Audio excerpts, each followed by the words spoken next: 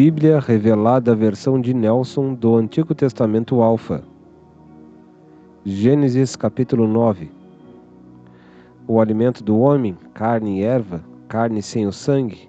O suicídio e o assassinato serão punidos. O novo segundo pacto, que renova os preceitos adâmicos, inclui a família. O novo pacto gera uma bênção e um meio de prosperidade.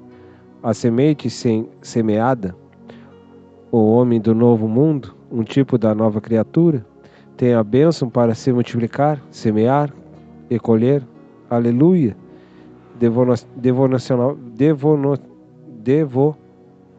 Devocionalmente, ele nos ensina que o tempo do gozo pessoal da salvação inaugurada, um novo ofício, fazer que os outros sintam o mesmo. E isso requer evangelismo, e este é a multiplicação. Esta é a bênção inicial de Deus na primeira e na segunda civilização, a bênção da família sobre si e sobre seus descendentes. Toda nação ou sociedade que impeça este mandamento se torna estéril e desaparece. Considerando o fato do homem do ponto de vista devocional, o crescimento e a multiplicação advêm como resultado do novo nascimento. A nova geração obriga a frutificação e multiplicação. O ataque de Satanás sempre é direto a esta bênção, levando o homem ao relacionamento estéril, no mesmo gênero, homem com homem, mulher com mulher, em função da depravação da raça humana, a fim de que a semente da mulher, Gênesis 3,15, fosse frustrada, mas ele não conseguiu. Gênesis capítulo 9, verso 1. Abençoou Deus a Noé e a seus filhos, e disse-lhes: frutificai e multiplicai-vos, e enchei a terra. O domínio na terra, céu e águas. O novo pacto estabelece que a nova criatura tenha um poder sobre si. O temor dos animais está sobre ele. Este temor faltou à serpente, mas ela foi julgada. Agora Deus estabelece um poder sobre os meios que Satanás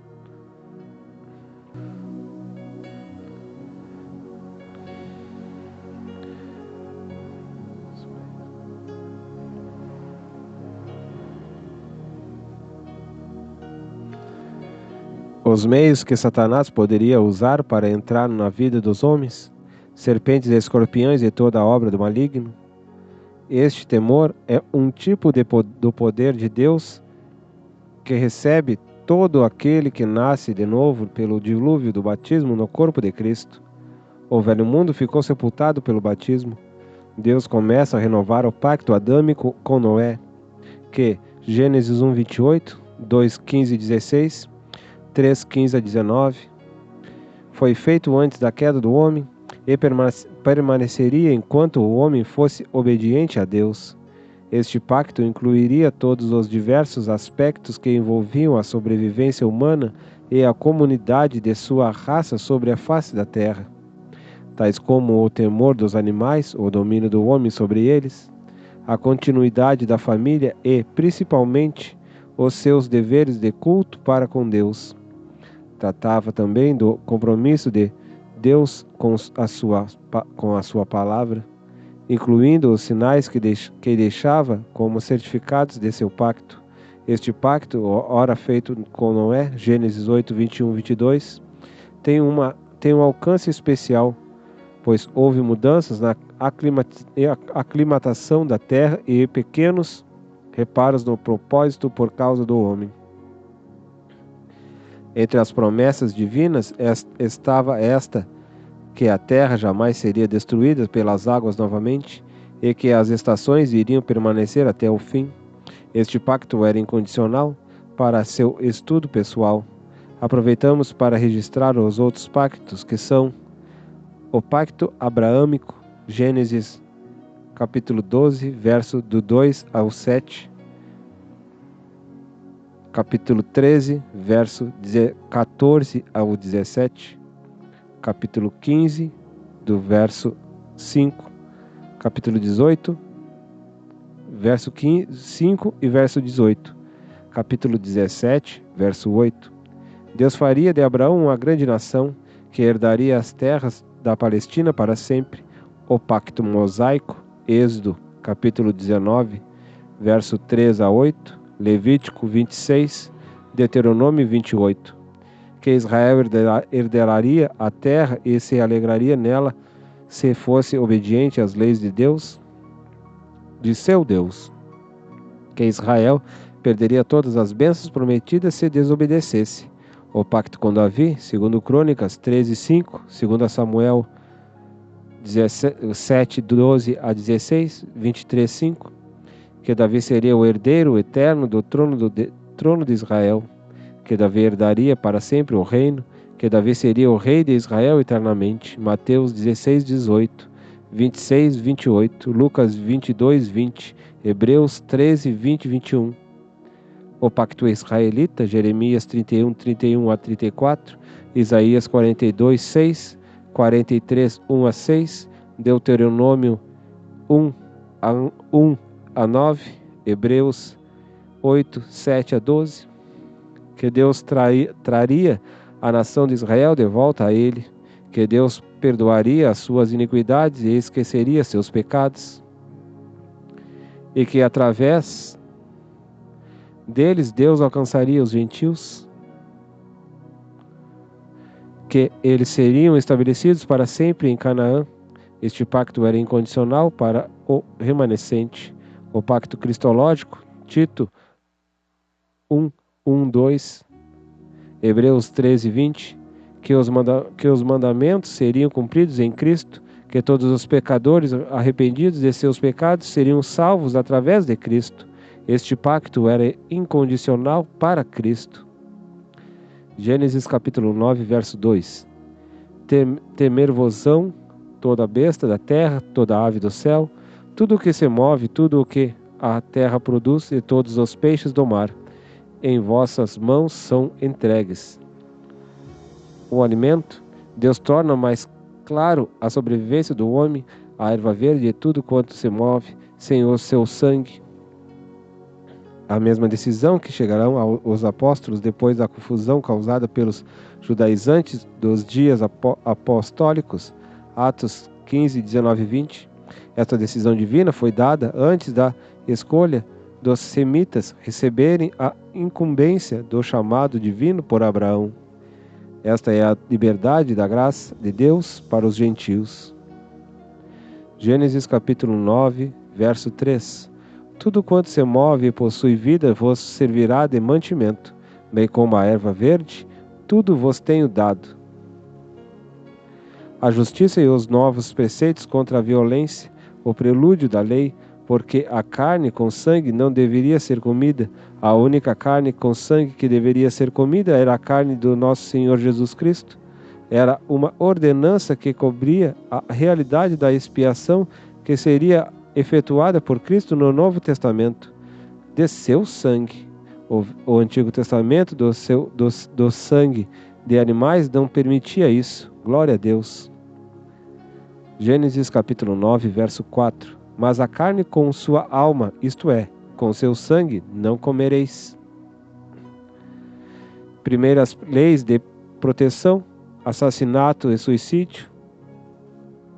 Aqui está estabelecida a lei que rege o assassinato, em contraposição à primeira civilização dos poderosos de Caim, que viviam erradamente o privilégio sobre a vingança, o sinal de Caim.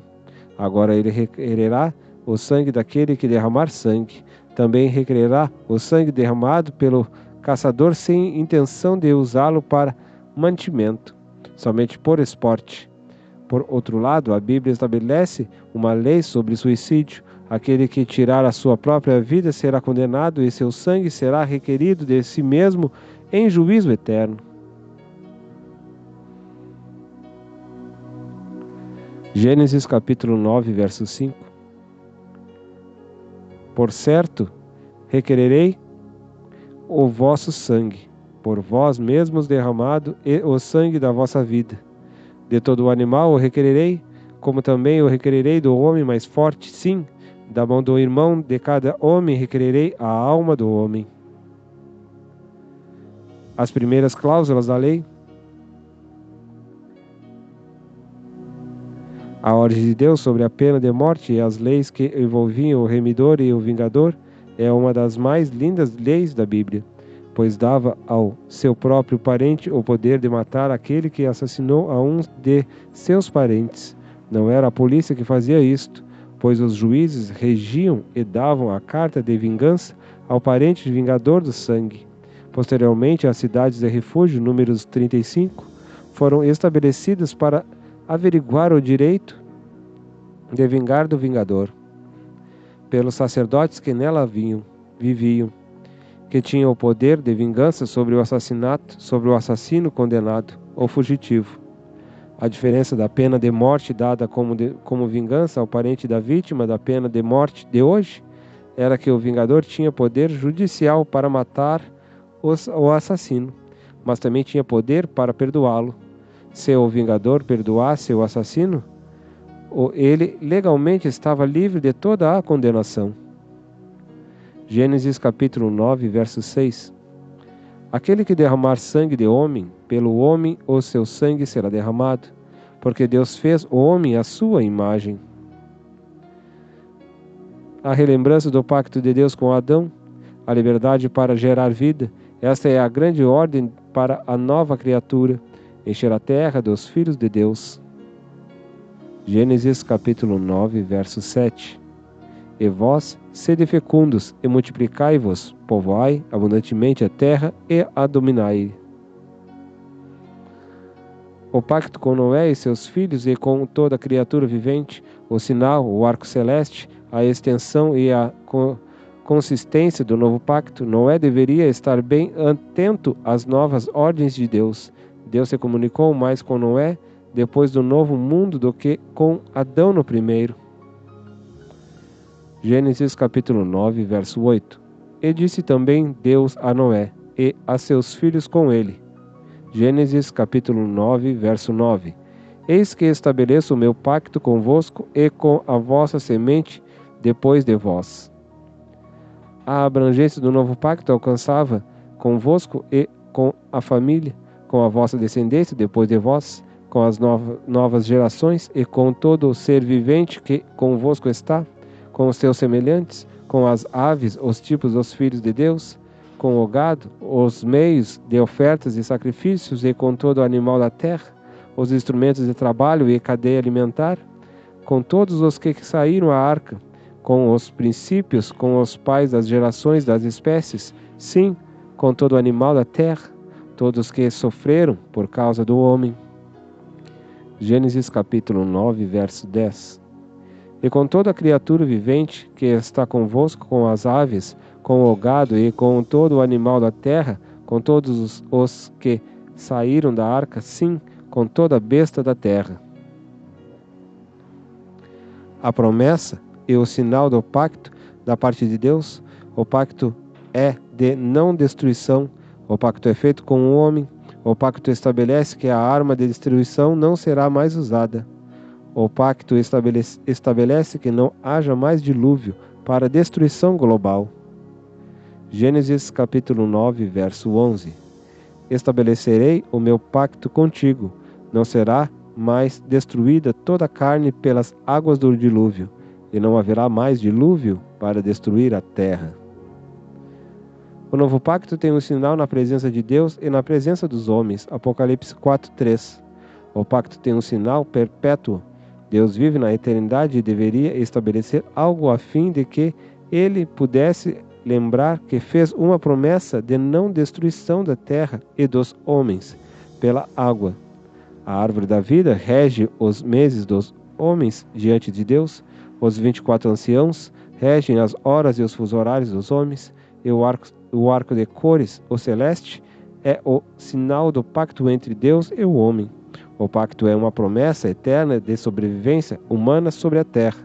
Por isso, Deus vestiu a José com as cores do arco celeste. Gênesis capítulo 9, verso 12. E disse Deus: Este é o sinal do pacto que firmo entre mim e vós, e com todo ser vivente que está convosco por gerações perpétuas. O sinal da promessa de Deus está em cima do instrumento de destruição. As nuvens. Deus trabalha assim. As nuvens têm um sinal sobre si de limite. As roupas de cores de José tipificam isso, que ele jamais morreria sem antes cumprir seu propósito de Deus sobre a terra. Ele não seria jamais sucumbido, jamais seria afogado nas cisternas da vida. Deus coloca o sinal sobre as nuvens e elas não podem ultrapassar a sua palavra. Gênesis capítulo 9, verso 13. Porei o meu arco nas nuvens, e ele será por sinal de haver um pacto entre mim e a terra. A condição, as nuvens podem se tornar sobre o nosso firmamento, as ameaças podem vir e querer dominar, mas o arco aparecerá sobre as ameaças. Gênesis capítulo 9, verso 14. E será que, quando eu juntar nuvens sobre a terra, e aparecer o arco nas nuvens, as águas não se tornaram mais em dilúvio. Elas podem ser grandes águas, mas não poderão chegar a ser um dilúvio. Gênesis capítulo 9, verso 15. Então recordarei do meu pacto que está entre mim e vós, e com toda a alma vivente de toda a carne, e as águas não se converterão mais em dilúvio para destruir toda a carne. Se Deus olha para as nuvens, pode nos ver também. Se Deus olha para as nuvens, poderá lembrar de seu pacto, poderá lembrar daqueles que nele confiam. Que maravilha pensar que Deus olha para as nuvens. Que maravilha pensar que Deus limita as nuvens de destruir o homem. Gênesis capítulo 9, verso 16. O arco estará nas nuvens, e olharei para ele, a fim de me recordar do pacto perpétuo entre Deus e todo ser vivente de toda a carne que está sobre a terra. Não há nada mais real e mais visível deixado por Deus para sinal de seu pacto do que o arco de cores celestes sobre as nuvens. Olhar para ele nos faz lembrar que Deus gosta de olhar para a arte, para a beleza, para o jogo de cores. Que lindo e precioso Pai Celestial nós temos. Gênesis capítulo 9, verso 17. E disse ainda Deus a Noé: Este é o sinal do pacto que tenho estabelecido entre mim e toda a carne que está sobre a terra. Os três produtores da nova civilização. Deus começa através dos três filhos de Noé e a nova civilização a nova civilização. Como já nos dias de Caim, a civilização era dividida em dois status sociais: os filhos dos poderosos, filhos de Caim, diretos de Adão, e os filhos de Sete, segunda classe, filhos de Sete, filhos de Adão, segundo sua imagem e semelhança, depois da queda. Agora, depois do dilúvio, serão conhecidos com três status: o primeiro mundo, o segundo mundo e o terceiro mundo. Os filhos de Sem conservariam as bênçãos dos filhos de Sete e continuaria sendo considerados segunda classe, com uma diferença: seriam os donos da economia mundial. Gênesis capítulo 9, verso 18. E foram os filhos de Noé que saíram da arca: Sem, Jafé e Cã. E Cã é o pai de Canaã. Deus começa através dos três filhos de Noé a nova civilização. Como já nos dias de Caim, a civilização era dividida em dois status sociais: os filhos dos poderosos, filhos de Caim, diretos de Adão, e os filhos de Sete, segunda classe, filhos de Sete, filhos de Adão, segundo sua imagem e semelhança, depois da queda. Agora, depois do dilúvio, serão conhecidos com três status: o primeiro mundo, o segundo mundo e o terceiro mundo. Os filhos de Sem conservariam as bênçãos dos filhos de Sete e continuariam sendo considerados segunda classe, com uma diferença: seriam os donos da economia mundial. Gênesis 9, 25. E disse: Maldito seja Canaã, servo dos servos será de seus irmãos. Gênesis 9, 26. Disse mais: Bendito seja o Senhor, o Deus de Sem, e seja-lhe Canaã por servo. Servo pela primeira vez. Gênesis 9, 27. Alargue Deus a Jafé, e habite Jafé nas tendas de Sem, e seja-lhe Canaã por servo. Servo pela segunda vez. Com o advento da divisão das trevas, a etnia mais pobre seria reservada para os filhos de Cã, mas ela também tinha as suas compensações: pobres, mas fortes; negros, mestiços, mulatos, mas perseverantes; em condições climáticas desvantajosas, mas não destituídos de anticorpos; terceiro-mundistas, mas ricos em minérios, mas sem poder para desfrutar deles. Eclesiásticos 5:18. 6, 1-3. Assim a terra foi dividida nos dias de Pelege, depois do dilúvio, devido ao vazio deixado nos espaços dos lençóis aquáticos que se esvaziaram nos dias do dilúvio, pois suas águas foram bombeadas pelo calor das lavas que saíram do centro da terra, e com o tempo as terras se reacomodaram e houve um grande terremoto mundial. E isso ajudou na divisão dos continentes e na separação das culturas. Grandes partes da terra afundaram e outras subiram, e houve uma grande separação terrena, com cataclismos extraordinários gerados pela mudança de aclimatação da terra. Gênesis capítulo 9, verso 19. Estes foram os 3 filhos de Noé, e destes foi povoada toda a terra. A vinha é a causa da maioria dos problemas do homem. A vinha é a causa da maioria dos problemas do homem. A bebedice,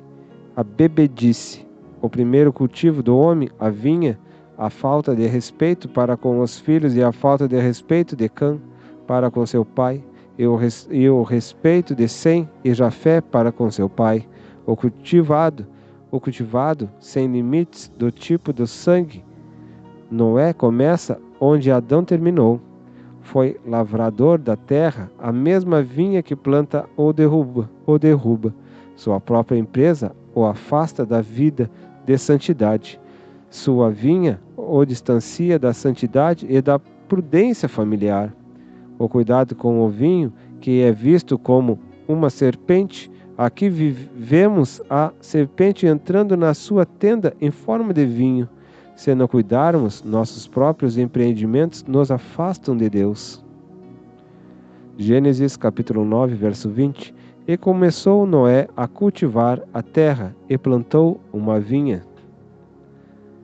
De todos os instintos do homem, alimentação, reprodução, comunhão, domínio, aquisição e autoproteção, o instinto de alimentação é o mais vulnerável dos instintos. Noé e Adão caíram por ele. A serpente sabia onde tocar, em Adão com a comida e Noé com a bebida. A geração dos adoradores como Enos, dos profetas como Enoque e Lameque, dos Bíblias vivas como Matusalém, haviam desaparecido. Restava Noé. Todos os homens se corromperam por causa da camaradagem que havia entre eles. Noé se corrompeu sozinho. Deus mostra que não há escusa para o pecado e para a corrupção. E não houve mau exemplo a seguir. Simplesmente ele se corrompeu por falta de vigilância. Deus prova que o homem se corrompe sozinho. A tenda era um lugar de culto. Todos os patriarcas eram sacerdotes de sua casa. Como Adão, como Enos, como Lameque, os filhos de Caim foram os pais das tendas, mas os filhos de Sete as usaram para moradia e lugar particular de culto. As tendas, o altar, o dízimo, o cordeiro, o vinho e pão eram objetos do sacerdócio universal, conhecido entre os patriarcas que conheciam a Deus naqueles dias.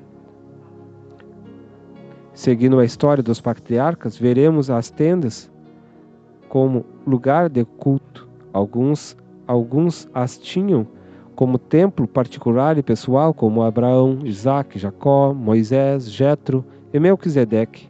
Esta tenda era portátil, era um lugar de encontro com a nuvem da presença de Deus. Era particular, pessoal, e as pessoas daqueles dias conheciam quando os seus patriarcas a erigiam para cultuar ao Senhor. Êxodo 33:10. Quando Pedro, Tiago e João viram a glória de Deus descer sobre eles no monte da transfiguração, queriam construir 3 tendas. Elas representavam o lugar pessoal e portátil de adoração, hoje antitipificado pelo nosso corpo, templo do Espírito Santo. Na verdade, esta tenda pessoal e portátil será ampliada em tabernáculo, depois transformada em templo, mas ela verdadeiramente substitui o Éden, onde Deus havia posto o homem no seu próprio lugar santíssimo. Gênesis capítulo 9, verso 21. E bebeu do vinho e embriagou-se, e descobriu-se de suas roupas dentro da sua tenda. A primeira tragédia da família, o vinho sem limites, fez a sua primeira vítima. Baseado nesse ato, Moisés escreveu Levítico 18 e os mandamentos sobre o ato de descobrir, violentar ou cometer impureza, a nudez de um parente próximo. Este texto tem sido considerado polêmico desnecessariamente, pois ele fala claramente que Caim violou a privacidade do pai e intentou contra ele sexualmente. E este seu ato foi abominável e trouxe sobre a sua geração a maldição do desrespeito, da violação sexual e o princípio da perversidade na história. A prova vem em textos depois e nas atitudes de Noé a seguir. Estes passaram a serem considerados os atos comuns na família dos cananeus, nome daqueles descendentes de Canaã. A palavra viu a nudez de seu pai é uma tradução fraca para o verbo que ali se encontra em hebraico, o mesmo usado para conheceu Adão, sua mulher, e ela concebeu. Ele intentou contra o seu pai e se gabou a seus irmãos que foram cobrir a nudez de seu pai. Este ato se tornou muito comum nas famílias dos cananeus e este espírito familiar se alojou em uma das famílias dos cananeus, Sodoma e Gomorra, a tal ponto de transformar a cultura destas cidades, onde até as crianças atuavam de forma abominável. O texto que nos aclara mais os atos de Cã estão no livro de Levítico 18, verso 1. Disse mais o Senhor a Moisés, verso 2, fala aos filhos de Israel e diz-lhes: Eu sou o Senhor vosso Deus, verso 3. Não fareis segundo as obras da terra do Egito em que habitastes, nem fareis segundo as obras da terra de Canaã, para a qual eu vos levo, nem andareis segundo os seus estatutos. Verso 4. Os meus preceitos observareis e os meus estatutos guardareis, para andardes neles. Eu sou o Senhor vosso Deus. Verso 5. Guardareis, pois, os meus estatutos e as minhas ordenanças, pelas quais o homem, observando-as, viverá. Eu sou o Senhor. Verso 6. Nenhum de vós se chegará àquela que lhe aproxima por sangue, para descobrir a sua nudez. Eu sou o Senhor. Verso 7. Não descobrirás a nudez de teu pai, nem tampouco a de tua mãe, ela é tua mãe. Não descobrirás a sua nudez. Versículo 8. Não descobrirás a nudez da mulher de teu pai, é a nudez de teu pai. Versículo 9. A nudez de tua irmã, por parte de teu pai ou por parte de mãe, quer nascida em casa ou fora de casa, não descobrirás. Verso 10. Nem tampouco descobrirás a nudez da tua filha, nem do teu filho, ou da filha de tua filha, porque é tua nudez. Versículo 11. A nudez da filha da mulher de teu pai, gerada de teu pai, a qual é tua irmã, não a descobrirás. Verso 12. Não descobrirás a nudez da irmã do teu pai, ela é parente chegada de teu pai. Verso 13. Não descobrirás a nudez de tua irmã de tua mãe, pois ela é parente chegada de tua mãe. Verso 14. Não descobrirás a nudez do irmão de teu pai, não te chegarás à sua mulher, a sua mulher, ela é tua tia. Verso 15. Não descobrirás a nudez de tua nora, ela é mulher de teu filho. Não descobrirás a sua nudez. Não descobrirás a sua nudez. Verso 16. Não descobrirás a nudez da mulher do teu irmão. É a nudez do teu irmão. Verso 17. Não descobrirás a nudez de uma mulher e de sua filha. Não tomarás a filha do seu filho, nem a filha de sua filha, para descobrir a sua nudez. Não parentas chegadas é maldade. Verso 18. E não tomarás uma mulher juntamente com sua irmã durante a vida destas, para torná-la rival, descobrindo a sua nudez ao lado da outra. Verso 19. Também não te chegarás a mulher enquanto for impura em virtude da sua imundícia, para lhe descobrir a nudez. Verso 20. Nem te deitarás com a mulher de teu próximo, contaminando-te com ela. O texto acima explicitamente revela que descobrir a nudez é conhecer intimamente a pessoa do ponto de vista sexual, e também conhecido como pecado comum dos cananeus, os filhos de Canaã, amaldiçoado por seu pai Noé. Gênesis capítulo 9, verso 22. E Cã, pai de Canaã, conheceu a nudez do seu pai e se gabou disso para seus 2 irmãos que estavam fora. A ética da reedificação, da cura, desinteressada e santa. A bênção recebida por Sem e Jafé foi especial pelo fato de ter coberto a vergonha de seu pai. Sem nenhum interesse de ver a nudez de seu pai, eles tomaram uma toalha e, andando virados para trás, cobriram seu pai bêbado e ofendido. Esse tipo de abominação se originou nos países de terceiro mundo, e os países de primeiro mundo os legalizou. Estes atos foram herdados da maldição de Cã e é muito comum entre os filhos de pais, parentes e semelhantes. O verbo da frase a nudez de seu pai não viram é diferente do verbo da frase Cã viu a nudez de seu pai.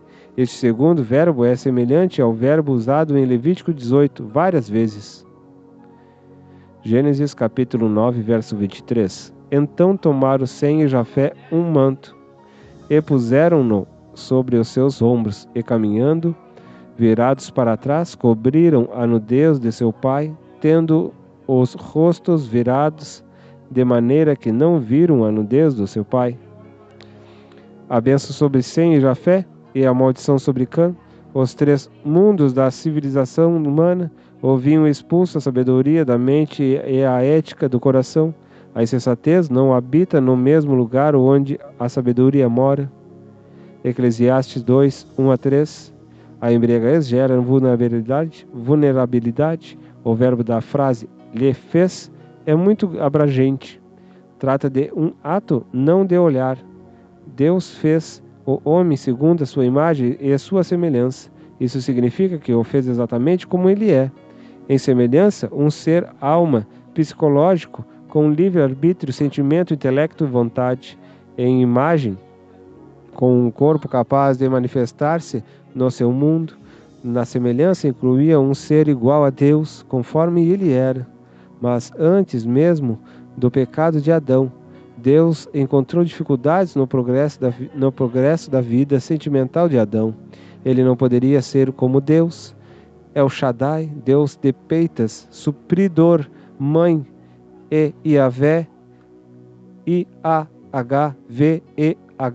Senhor, sem distinção sexual, sem interesse sexual. O homem, pelo fato de possuir algo a mais que Deus, mesmo não tinha Mesmo não tinha o corpo físico, passou a procurar sua adjutora, sua companheira. Ele não a encontrou. Gênesis 2:21. Justamente depois de Adão terminar de nomear os animais, Deus viu que Adão sentia falta de seu par. Onde estava seu par? A elefanta tinha o elefante, o leão tinha a leoa. Seu par estava nele mesmo. Como assim? O homem foi feito macho e fêmea, mas a feminilidade estava intrínseca nele, estava nele como o filho estava no seio do pai. João 1,18. O poder de ter poder sobre o seu próprio corpo foi dado a outra, mas ele tinha nele mesmo tudo. Foi aí que Deus viu que não era bom que o homem estivesse só, e disse: far-lhe-ei uma companheira. Era necessário a busca, era necessário um desejo, era necessário sentir falta, solidão. Isso valorizaria a chegada de sua esposa. Ele precisava dormir para descansar e entregar a sua oferta. Uma costela, parte dele, sacrifício dele. Quem entrega uma oferta de costela recebe uma esposa. Alguns encontram costelas nos açougues da vida a qualquer preço e não custa sofrimento, dor, corte, entrega. Adão teve que ofertar de si mesmo. Quando Deus lhe sacou a costela em meio a um pesado sono, estava tirando fora toda a sua feminilidade. É por isso que Deus abomina a perversidade. Gênesis capítulo 9, verso 24. E despertando Noé da sua embriaguez, soube o que o seu filho mais moço lhes fizera. Canaã, serviço, terceiro mundo. A maldição de Canaã, servo de seus irmãos. A debilidade moral do terceiro mundo. Todos os filhos de Canaã, historicamente, são fracos moralmente. Veja a lista dos descendentes de Cã. Maldição de Cã será propagada por Nimrod e as suas nações descendentes, a começar pelo Egito. Jafé representa o primeiro mundo, o mundo da intelectualidade, da sabedoria humana, da escrita, das invenções. Sem representa o segundo mundo, o mundo árabe e semita, o mundo da administração econômica, o mundo do poder financeiro. Cã representa o serviço, a humilhação pelo pão de cada dia, o terceiro mundo que luta por melhores condições de vida, que exporta seus melhores servidores para alcançar uma vida melhor. Junto a este tipo de serviço vão as abominações sexuais e a escravatura da prostituição. Do meio deles, alguns não aceitarão viver sob esta maldição e procuraram a bênção semita para desfazer-se daquela maldição, como Melquisedeque. Gênesis capítulo 9, verso 25. E disse: maldito seja Canaã, servo dos servos serás para seus irmãos.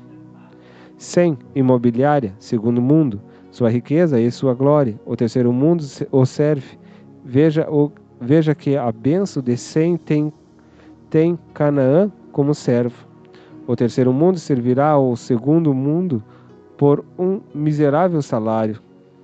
Gênesis capítulo 9, verso 26. E disse mais: bendito seja o Senhor Jeová, o Deus de Sem, e seja Canaã seu servo. Jafé, qualidade de vida, primeiro mundo, depende das propriedades do segundo, mas o terceiro mundo o serve. A bênção de Jafé é a largura de suas conquistas e de suas invenções, juntamente com a grande fama.